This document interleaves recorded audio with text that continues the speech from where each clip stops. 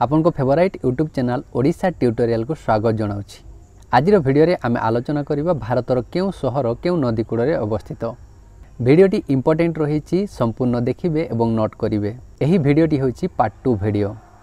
आज प्रथम प्रश्नटी होछि बरेली केउ नदी कूଳରେ अवस्थित। यार सठिक उत्तरटी होछि ऑप्शन सी रामगंगा।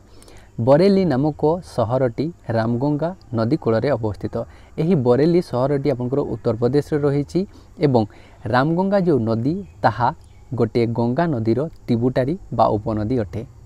एही मैप रे आपण देखंतु केउ जगार रहिछि रामगंगा नामक नदीटी। ये जो नदी देखि परछंती आपण एही नदीटी होछि रामगंगा नदी एवं ये जो नदी देखछंती एही नदी होछि गंगा नदी। एही मैप रे आमे देखिबा भारतर केउ लोकेशन रे रहिछि बरेली सहरटी।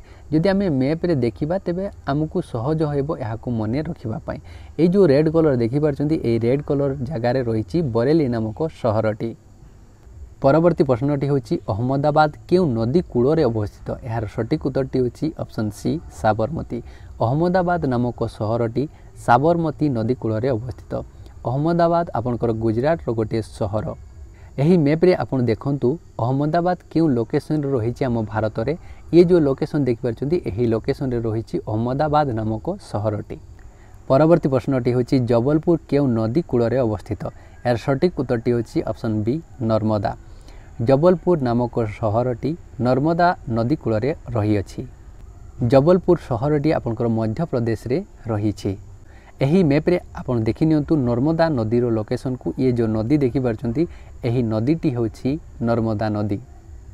एही मैप रे आपण देखि नियंतु केउ लोकेशन रे रहिछि जबलपुर सहरटी। ये जो लोकेशन देखि परछंती रेड कलर एही लोकेशन रे रहिछि जबलपुर सहरटी। परवर्ती प्रश्नटी होछि कोटा केउ नदी कूଳରେ अवस्थित। यार सठिक उत्तरटी होछि ऑप्शन डी चंबल। कोटा नामक सहरटी चंबल नदी कूଳରେ अवस्थित। एही कोटा सहरटी राजस्थान रे रहिछि। एही मैप रे आपण देखि नियंतु कोटा सहरटी केउठी रहिछि। ये जो रेड कलर देखि परछंती एही रेड कलर हेउछि कोटा सहरर लोकेशन। परवर्ती प्रश्नटी होछि जामशेदपुर केउ नदी कूଳରେ अवस्थित। यार सठिक उत्तरटी होछि ऑप्शन ए सुवर्णरेखा। जामशेदपुर नामक सहरटी सुवर्णरेखा नदी कूଳରେ अवस्थित। एही जामशेदपुर सहरटी झारखंड रे रहिछि। एही मैप रे आमे देखि नबा भारतर केउ लोकेशन रे रहिछि जामशेदपुर सहरटी।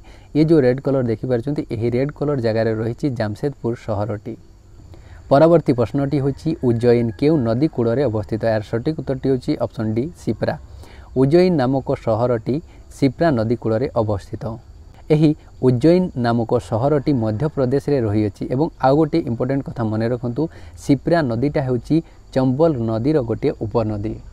तो भारत रे उज्जैन नामक सहरटी केउठी रहिछि देखि नियंतु। ये जो लोकेशन देखि परछंती एही लोकेशन रे रहिछि उज्जैन नामक सहरटी।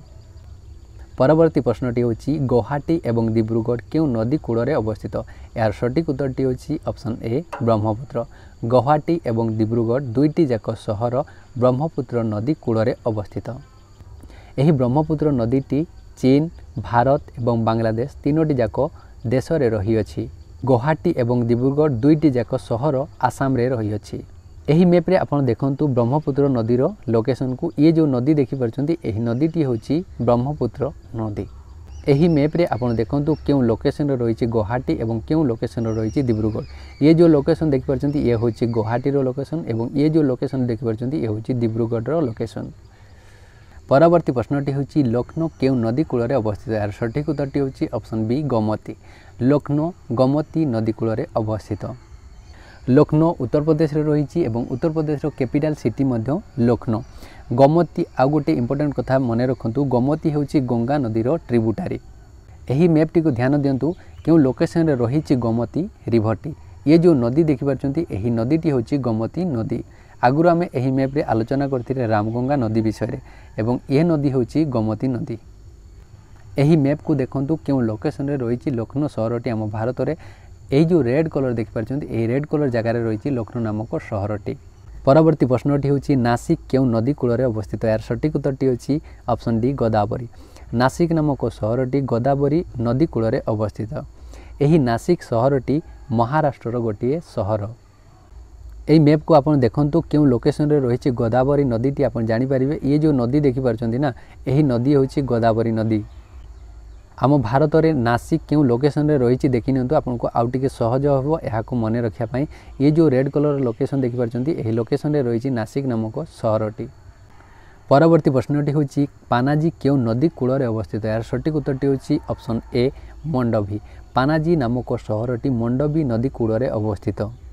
पानाजी होची गोवार कैपिटल सिटी। मंडवी नदीटी को देखि नियंतु क्यों लोकेशन रे रही ये जो नदी देखिपारछंती एही नदीटी होची मंडवी नदी। एही मंडवी नदीर अन्य नाम हेउची महादयी मन रखिबे। आम भारतर क्यों लोकेशन रे रही पानाजी नामक सहरटी देखंतु ये जो लोकेशन देखिपारछंती एही लोकेशन रे रही पानाजी। परवर्ती प्रश्नटी होची संबलपुर एवं कटक क्यों नदी कूल अवस्थित। ए दुईटी जाक सहर महानदी कूल अवस्थित। आउ गोटे इंपोर्टेंट क्वेश्चन आपण मन रखंतु महानदी होची बिगेस्ट नदी ओडिशार एवं स्मॉलेस्ट नदी होची सुवर्णरेखा। एही मैप को ध्यान दियंतु क्यों लोकेशन रे रही महानदी देखंतु ये जो नदी देखि परछंती एही नदीटी होची महानदी।